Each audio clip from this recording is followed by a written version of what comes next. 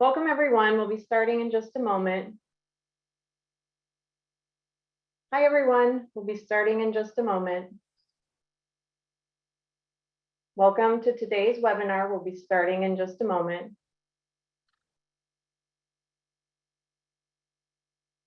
We'll be starting in just a moment.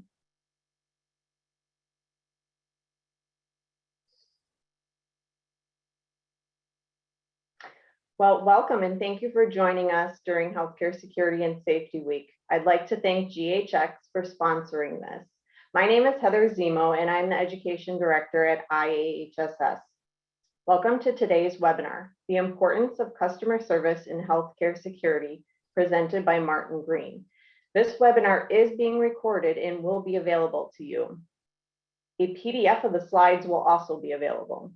If time allows, Martin will answer questions at the end of the presentation. You can use the Q&A option at the bottom of the screen to submit your questions. There is a chat feature as well. Feel free to use that to introduce yourself. So thank you again to GHX for sponsoring this. I'd like to introduce Virginia Petrocosta now to say a few words. Thanks, Heather. Everyone, this is Virginia Petrocosta. I'm the CEO of IHSS, and I just wanted to take a moment to first start by thanking both Martin for doing today's presentation and Adrian and GHX for sponsoring. But more importantly, I want to thank all IHSS members and everyone working in healthcare security. This is Healthcare Security and Safety Week. It's a celebration and recognition of all of the amazing work that you do every day throughout the year. Enough cannot be said about the amazing way you not only take care of your coworkers, patients, the community. It's truly outstanding. I'm moved every year and throughout the year by all that you do. I want to say thank you personally. And again, thank you to Martin and Adrian. And I'm going to turn it over to Adrian to tell us a little bit about GXX and then introduce Martin. Thank you, Adrian. Thank you, Virginia, and thank you everyone for being here. My name is Adrian Arriaga. I am working for GHX as the Safety and Security Advising Partner, and I'm super excited to be with everyone today. First and foremost, I just want to thank everyone for all that you do as we celebrate Safety and Security Week. It's an important week for all security professionals across the industry, and the importance of an organization like IHSS and what IHSS represents for all of us and participating within the security realm. At GHX, we know the many challenges that you face, and I can speak firsthand to that. I'm excited we are helping to create safer spaces with our vendor credentialing and visitor management solutions, including our award-winning badging kiosk, which supports watch lists, stores visitor photos, and is equipped with infection prevention controls, temperature scanning, and remote monitoring. Today, we are pleased to have the privilege of introducing today's presenter, Martin Green. Martin is an award-winning and internationally recognized leader in the healthcare security industry. He has worked in the security industry for 44 years, and since 1985, he has dedicated his career to the unique environment of healthcare security. He has personally managed security operations in several large Toronto area hospitals. Currently, Martin is the manager of security, telecommunications, and emergency preparedness at Baycrest Health Sciences in Toronto, Ontario. Martin is professionally credentialed by the International Association for Healthcare Safety and Security as a certified healthcare protection administrator. He has also served as association's president in 2017. Please join me in welcoming Martin and thanking him for being able to go ahead and provide this presentation. Thank you very much. Martin. All right. Thank you, Adrian. Good morning or good afternoon, depending on whatever time zone you're in. It's an honor to have been asked to present this webinar, and it is a pleasure to be sitting here with you today. But I must confess that I really hate doing webinars because I prefer to be in a room with all of you together. I want to engage you in conversation and dialogue, and I want to make the presentation more interactive. I want to hear your thoughts and ideas and even perhaps a bit of laughter. I will miss that today. I've received a lot of comments from people on social media, text messages, and emails that have all said the same thing. Really looking forward to having your presentation today. Customer service is something I'm passionate about. So like, wow, no pressure here. I hope that today's presentation is as good as you were expecting it to be. And as I do my presentation, I'm going to lead you down a path of exploration, and I'm going to bounce around a little bit maybe more than a little bit, and you may wonder where I'm going with all this. But eventually I will lead you to where I want to take you, why I believe customer service is so important to me, to us, to everyone that passes through the doors of a healthcare facility. Parts of this presentation are emotional. In particular, one session is very emotional to me, and I still get choked up when I talk about it. I don't run a security department, I run a customer service department. In Canada, we want to acknowledge the land that we are meeting on is the traditional territory of many nations, including the Mississaugas of the Credit, the Anishinaabe, the Chippewa, the Haudenosaunee, and the Wendat peoples, and is now home to many diverse First Nations, Inuit, and Métis people.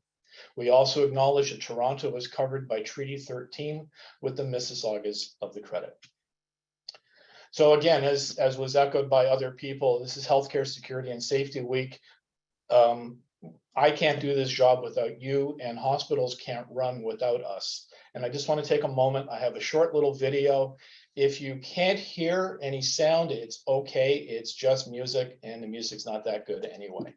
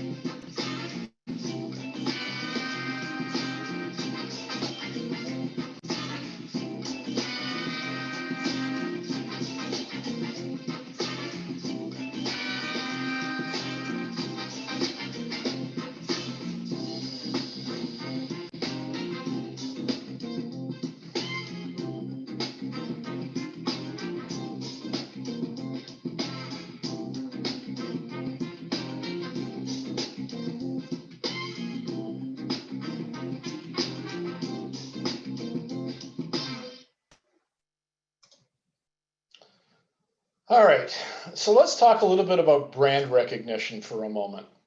What is brand recognition? We recognize that all the companies on this slide, we recognize even some of them by just their partial logos. And when you see their logo, they immediately get a reaction to you. Is it a positive reaction or is it a negative reaction? I think that all of the companies that are on this slide will give you a positive reaction. You may not like Elon Musk, but he makes a good car. And he makes damn good rockets too. I mean, he launched a rocket into space and landed it on a floating barge in the middle of the ocean. I mean, that's pretty incredible. He did that with SpaceX. You may not like Jeff Bezos either, but look at what he's done with Amazon. And what parent or grandparent doesn't want to take their child to Disney World? And then look at what IHSS has done for our industry. These are good brands. But think of these companies. Think Kodak. At one time, Kodak had one of the largest companies in the world and had a 2/3 market share of the photography industry. And look what happened to them. They're virtually non-existent. Blockbuster at one point had over 9,000 stores. Today, they've got one. BlackBerry, they invented the smartphone. And everyone either had a Nokia phone or a Motorola phone. And now no one does. They have iPhones and Samsungs. In some cases, these companies either failed or were permanently impacted. In other cases, these companies have had a major hit that has negatively impacted their operations. Some of these companies don't even exist anymore. The Weinstein Company is completely out of business. Their website is gone. All the work that they've done is gone. Doesn't mean that these are bad companies. Volkswagen's a great company. They make a really good car, but they had a really bad hit a few years back when it was discovered they were falsifying some information. Facebook. I use Facebook every day, but they're constantly under attack because of their privacy policies and some of the algorithms that they have working. America Online invented the internet for most people, and now it's, again, virtually non-existent. Motorola is completely out of the cell phone industry. They still have a few, but they just don't sell them as much as they used to, but everybody used to. So have you ever considered that most businesses' brands will come and go, but yours will always be there? You have a brand. We all have a brand. It's not the healthcare facilities that we work for. Sure, my hospital has a great brand and lots of other hospitals have a great brand, but we have our own personal brand. It's our brand. It's what we do and how we do it. So think about brand recognition. What is your brand? Is it this? I love this video. I just can't stop watching this sometimes. And then I realized that I wonder if this is the actor that used to be in Men in Black, and that's what he's doing now. As a consumer, a patient, a family member, does this instill confidence? Does this portray professionalism? Is this what you want your staff to look like? Because they are a reflection of you. Is this what you want your staff to look like? Or is it this? Is this what you want? Is this what you want your people to look like? It's the little things that will mess up your day or make your day great. The little things. I get emails and phone calls. People stop me in the hallways. I don't like getting emails like this. This is an actual email that was sent to me a year ago. And it talks about some of my security staff. And it says, no guards have been seen at night by the screening team. Well, they're there. It's not my fault that you haven't seen them, but we don't see you either. The nurses will complain. We never see security patrolling the hallways. Well, that's funny. When we're patrolling the hallways, we don't see you either because you're in your patient rooms or in your lounges or on your lunch break. It can take 10 minutes for a security guard to show up. Well, it probably isn't 10 minutes. It's probably 2 or 3 minutes, but it seems like 10 minutes. And yeah, sometimes it is 10 minutes. And sometimes they blow past the screening, and sometimes they huddle in groups, and sometimes they do stuff that they don't want to do. And when I get emails like this, it messes up my day. It creates way too much work for me, and it makes me look bad. I have a brand. So I don't need to hire a bunch of security staff that are 6'4" and have a master's degree in Kung Fu. I need to hire people with a positive attitude and a personality. You can train people to be security staff, but you can't train attitude. So it's the little things. These are the emails that I want to get. My staff doing something very simple that really made somebody's day. And it quotes, it says, please thank Cherry. Good customer service is hard to find. And it is. These are the emails that I want to get. And I look at things and I ask my staff to do things like wayfinding. How many times have people come to you in your huge hospital and asked how to get to the intensive care unit or asked how to find the cafeteria? And we stand there and we go, so you turn left, go past the 3 sets of elevators, not the second set, but the third set. When you get past the third set, then turn left, go past another set of elevators, and then turn right, go up 3 floors. Why don't you just take them there? I mean, really, you're not doing anything anyway. You're wandering around, you're patrolling. Things like that make a difference. Parking. I have constantly people coming up and saying they're having problems paying for parking. I have an elderly demographic and they're not too good with some of the technology. So rather than telling them, well, go back and read the instructions, go back with them. Better yet, tell them it's okay. They don't have to pay for parking today. Little things, holding doors open. I still take access calls. If I'm out and about and somebody calls for a door to be unlocked and I'm nearby, I'll go. and I'll meet the person at the door, and I'll unlock the door, and I'll open the door, and I'll turn on the light for them. It's little things like that that make such a huge difference in a person's life. So we all work in hospitals and healthcare facilities. They're scary places, all sorts of noises, IV pumps, things are beeping, call bells are ringing, pumps are running in the background, phones are ringing, all sorts of smells, most of them not very nice. People running, overhead announcement, tons of distractions, and we are used to it. In fact, we're oblivious to it. But our public isn't. Nobody ever wants to come to a hospital. So as we walk down the halls with our coworkers, we don't see these things because we're used to them. We don't smell these things because we're used to them. None of these things make us nervous because we're used to them. It's second nature. We're talking about last night's hockey game, or the last movie we saw, or the restaurant that we're going to go to for beer and chicken wings after work. And people right beside us are having the worst day of their lives. They're in the hallways, they're in the cafeterias, they're in the elevators as we laugh and we joke as we do our jobs. So customer service is not a department, it's everyone's job.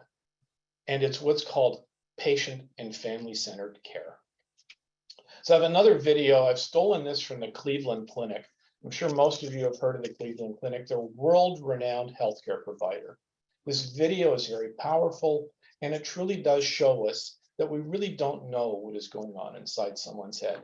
Again, if you can't hear any audio, it's just music.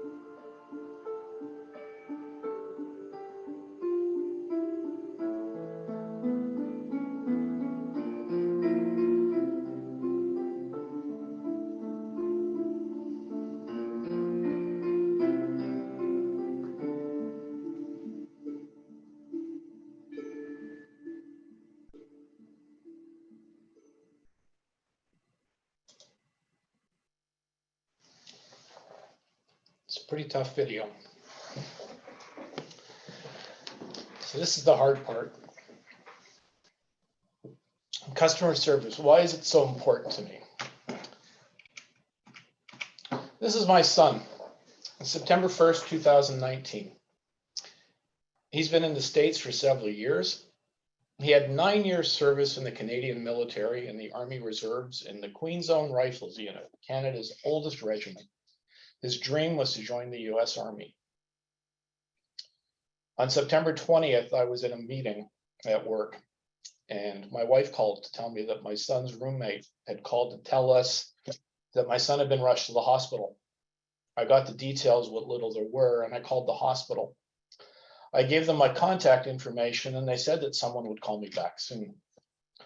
I carried on with the meeting that I was in, and the person that I was meeting with said, "Aren't you going to go to the hospital?" And I said, "Well, it's in Chicago. Like, I can't do anything." So during my meeting, the hospital called back.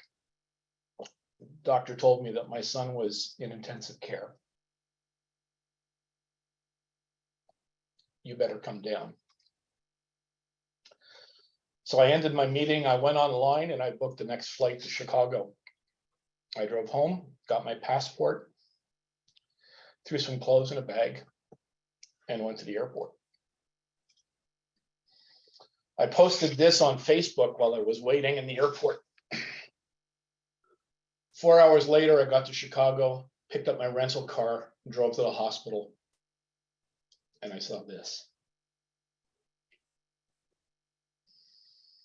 Didn't look good. He was on life support.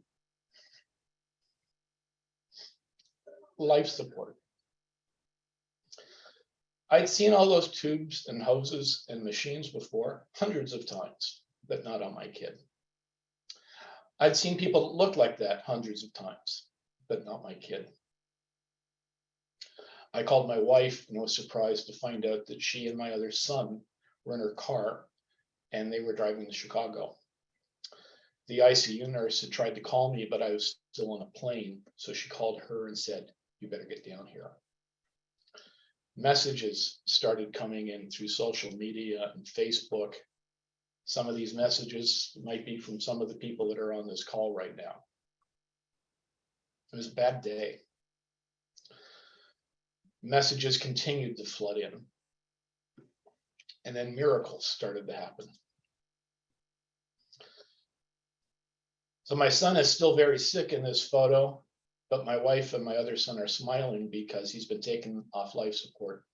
He's not going to die.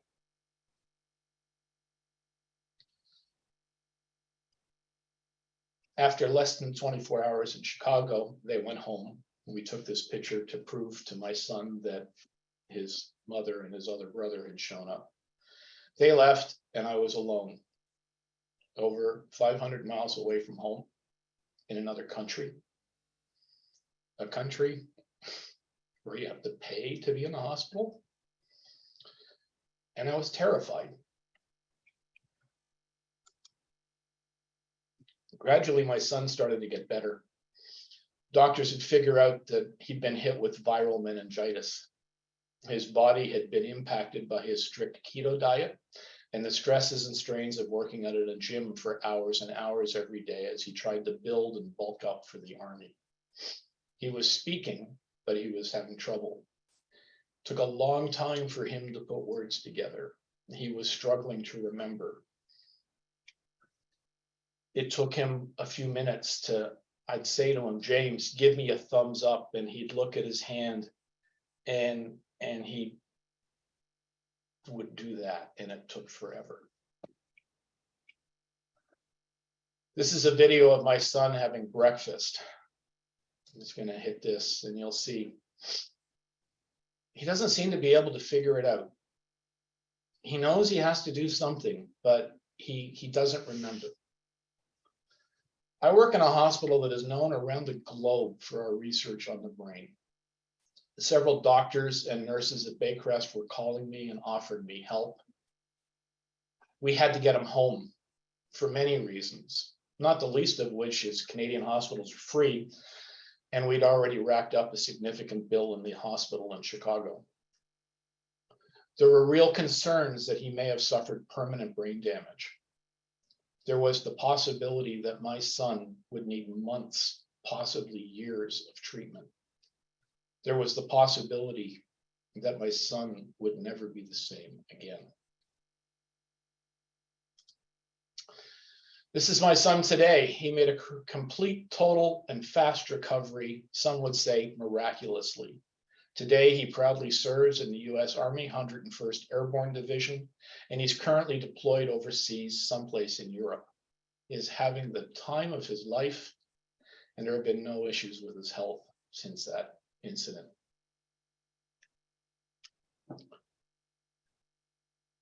I was so moved by this experience that I wrote an article about it for Canadian Security Magazine, which they published the following year. So there was a poster on the wall in the emergency department at the last hospital that I worked at before Baycrest. It was called Advice from a Patient. I've always held on to it because it reminds me of what we do and the impact that we can have. We are in the hallway of the ICU or the emergency department, and we are talking and laughing with our friends. People on the other side of that curtain are having the worst day of their lives. Some of them are dying. When my son started to come around, he had asked me, what did I do? And I couldn't understand what he was talking about. What did I do?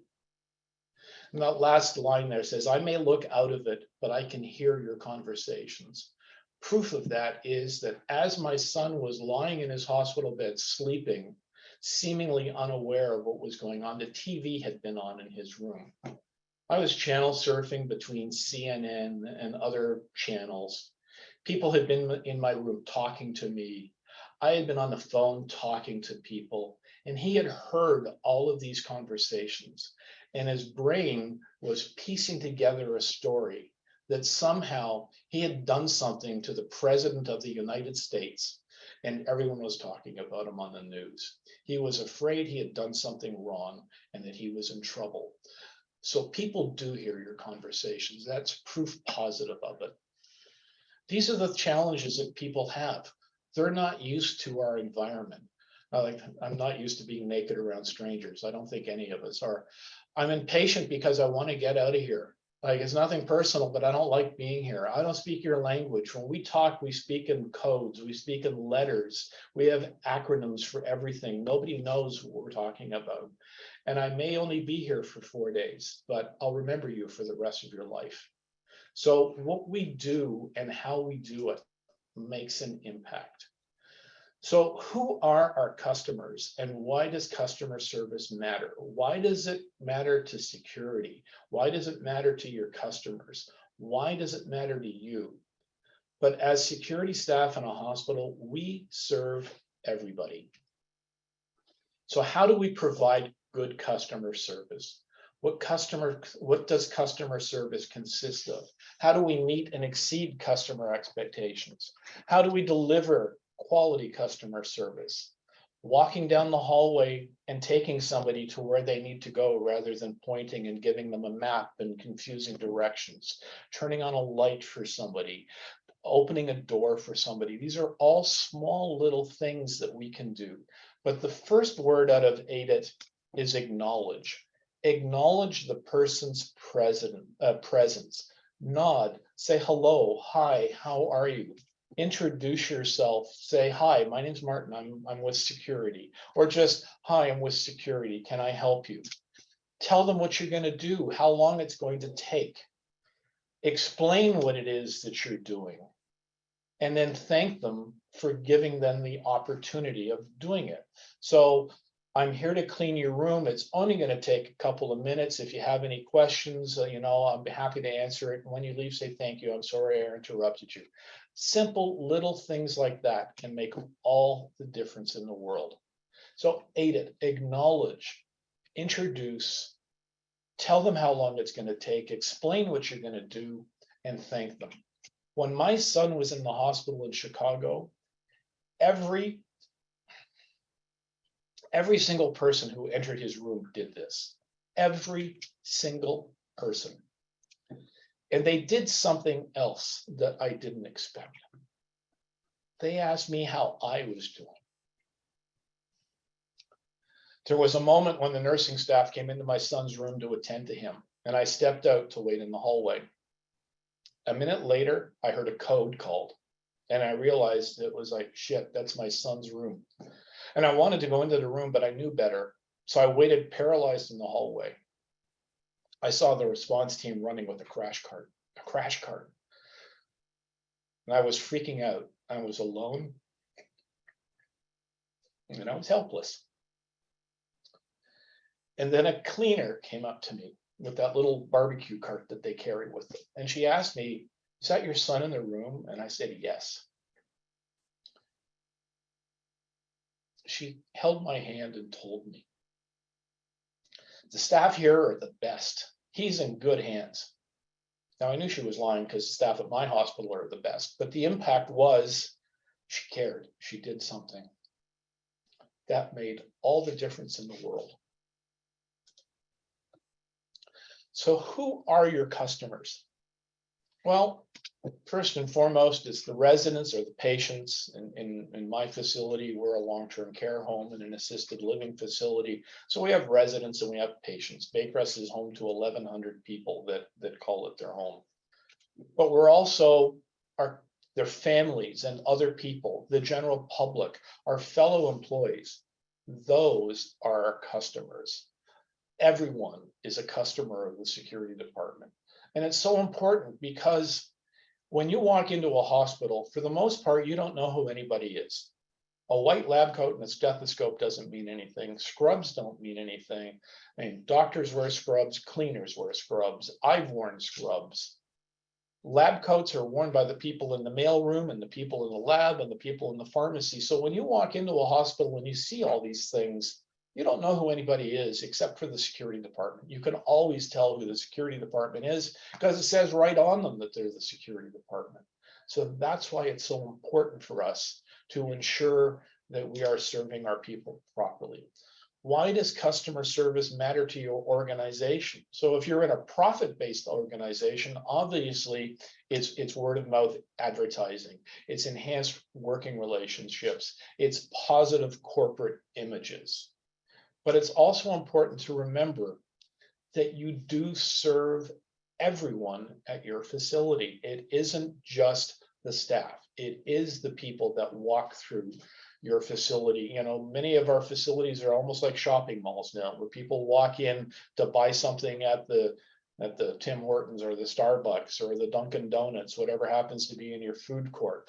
There's a hospital in Toronto that has a toy store in it. I mean, there's all sorts of people. So they are your customers. They're not there for the hospital. They're there for the food. So why does customer service matter to your customers? Let's face it. Sometimes our clinical partners have created a bad situation and we have to go and clean up the mess. So it's what they expect. You know, it diffuses situations rather than storming into a violent situation to subdue somebody to the floor because they're upset because a nurse did something that they're really not fond of. Let's try a little bit differently and say, you know, "Hi, sir, my name's Martin. I'm with security. How can I help you out today? What can I do to make your day better?" And, you know, that can make so much of a difference in a person because you don't know what's happened in the room before you got there. Maybe they were upset. Maybe they yelled at a nurse. Maybe they yelled at somebody because they're frustrated and no one understands what they're talking about. And you go in and you say something, "Hi, sir, listen, my name's Martin. I'm with security. What can I do to help you out today?" And maybe all they want is someone to listen. And maybe that will diffuse the situation. And maybe you won't have to go hands-on with that person. And maybe you will be able to walk that person out into the hallway. And maybe they'll shake your hand and say, "Thank you. I'm sorry for what happened. I feel better now." So something as simple as that can make all the difference. Why is customer service? Why does it matter to you? Well, it's your job. It is our job. We are a customer service department. It sets an example for other coworkers. It improves communications when you can go to somebody and be open and supportive and recognize that nobody wants to be in a hospital.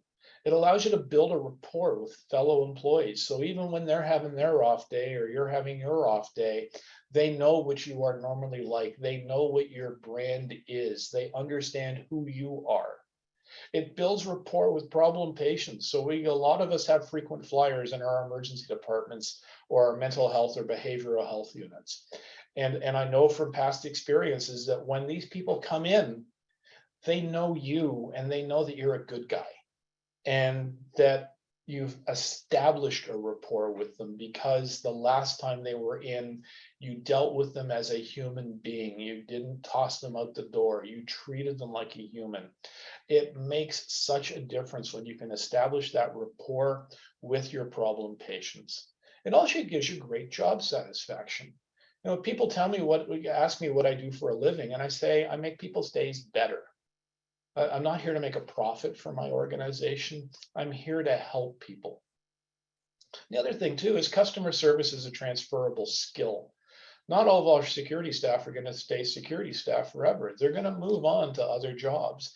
And if they can provide excellent customer service in a hospital, they can do it anywhere. So what does quality service in the security field look like? It's knowing a customer's needs and expectations. It's being open and approachable. It's exceeding their needs and expectations. It's unlocking the door, opening it, turning on the light. It's telling somebody, it's okay, don't worry about paying for parking today. I'll let you out at the gate.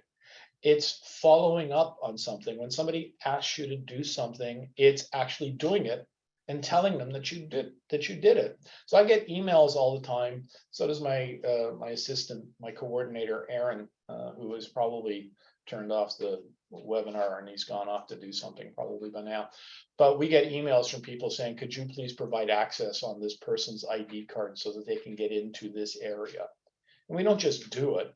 We do it and then we send an email saying it's done. We're following up. That's customer service. That's important because people want to hear that they've been heard. So all of our staff are probably CPR certified, but we want to CPR certify them in something else, not medicine. We work in hospitals. What do we need to know CPR for? We want to train our staff on courtesy, professionalism, and respect. We want our staff to represent us because we have a brand. I have an image. I have a brand at Baycrest that people know what they can expect when they're dealing with Martin at Baycrest. I want the same from my staff. I want them to be courteous. I want them to be professional, and I want them to respect other employees. So much of what we do is communication, and there's verbal and nonverbal communication. And we all know that when we write things, we get in trouble because we don't write it properly. People misunderstand what we write. We didn't accentuate a word properly. And what you put down as in a text as something innocent can be totally misinterpreted. So that's why it's important that it isn't the written word, and it's not even the spoken word that's important. It's how we say it, what we say, the tone of voice, and because our body language. So we need to be open to everyone. We need to remember that we are representing ourselves, our employer or our boss, the company that we may work with if you work for a contracted security agency in a hospital. So maybe you work for Paladin, maybe you work for Allied Barton, maybe you work for, there's 1,000 companies. So when somebody's not having a great day at Baycrest, they may call Baycrest and complain about a Paladin security guard, but they may call Paladin and complain about a Paladin security guard. And I don't want any of that. I don't want anybody complaining about my security staff. And some of them are going to complain no matter what you do, but it's just, and I think back to the experience that I had with my son.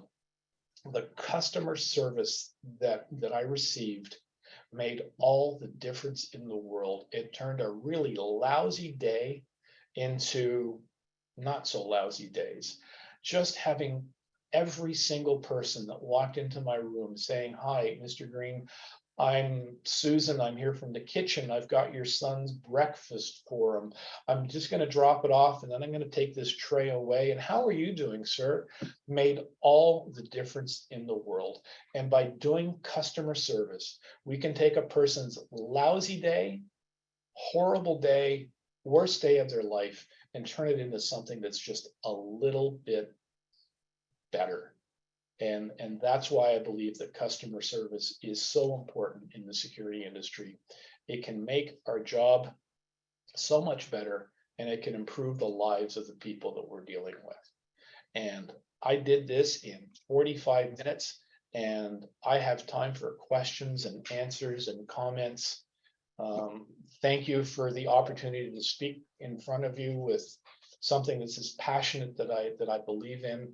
I know that I'm not quite sure who's on the call. I'll find out later, but I know that some of you also feel exactly the same way that I do. We have such a tremendously important job in our institutions. And again, I want to acknowledge all of our security frontline staff during Healthcare Security and Safety Week. And I'll pass it over to Virginia or Adrian or anyone It's else. Heather. Martin, thank you. Wow, that was powerful. Thank you for sharing that. That was excellent. I'm looking at the Q&A. I don't see any questions coming in. Your contact information is up here, and I'm sure people already have that saved. So if they think of anything afterwards, something just came in. I think it's more of a comment, though. It's not a question. That they can reach out to you. I want to thank GHX for sponsoring this as well, and for Adrian for joining us. And I think that will conclude our webinar. Please take a minute to fill out the evaluation that's going to pop up when you leave this webinar. We love hearing your feedback, so we can always improve our education, but I don't think this webinar, I think this is going to be, the feedback's going to be outstanding. So I'm glad I'm not on camera because Martin, my face is like tearing up. Thank you again. I really appreciate everyone joining us today. And that concludes our webinar. All right. Thank you, everyone.